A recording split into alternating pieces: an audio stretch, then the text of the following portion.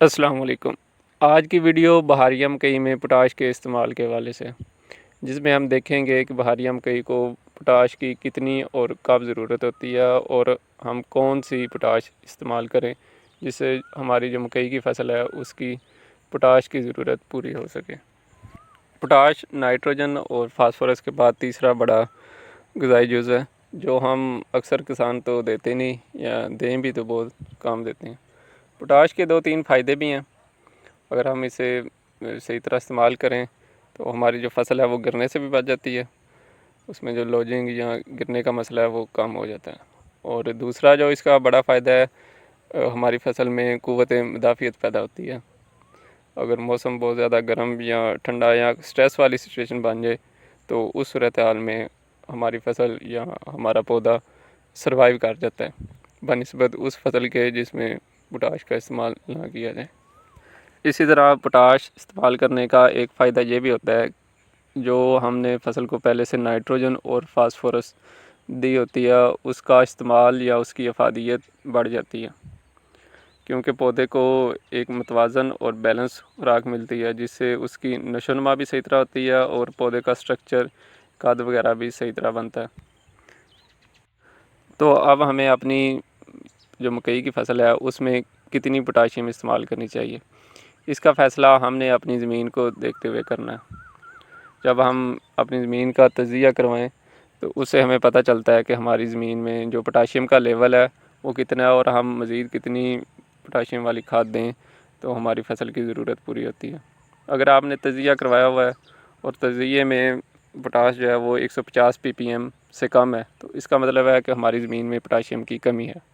अगर 150 ppm है तो इसका मतलब है कि हमारे जो ज़मीन है उसमें पोटाशियम की इतनी ज़्यादा कमी भी नहीं और इतनी ज़्यादा ज़्यादती भी नहीं।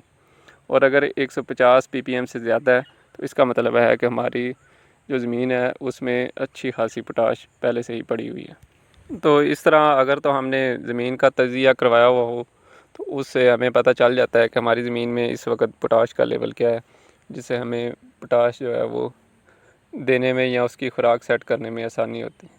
क्योंकि पोटाश एक महंगा सोर्स है। इसका जो 50 किलो वाला बैग है वो कम से कम MOP तो 9,000 के अराउंड अबाउट है और दूसरा SOP वो 12,000 के अराउंड अबाउट है। कहने का मतलब है ये एक महंगी खाद है। हमें इसका इस्तेमाल इस तरह करना चाहिए कि जो हम खाद इस्तेमाल करें वो सही तरह हमारी जो फ़सल है इसे कंज्यूम करे या उसका फ़ायदा फ़सल को सही तरह हो।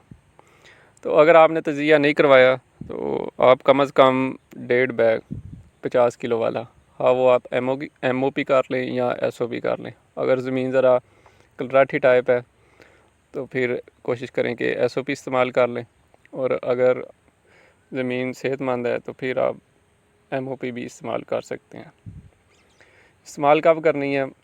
जब भी आपने बिजाई वाली खाद, हाँ वो आप ज़मीन की तैयारी में दें या उसका वाटर चैनल में केरा करें तो उस वक़्त आपने जो DAP वाली खाद देनी है या फास्फोरस का कोई भी और सोर्स उसके साथ मिलाकर आपने इसका भी केरा कर देना।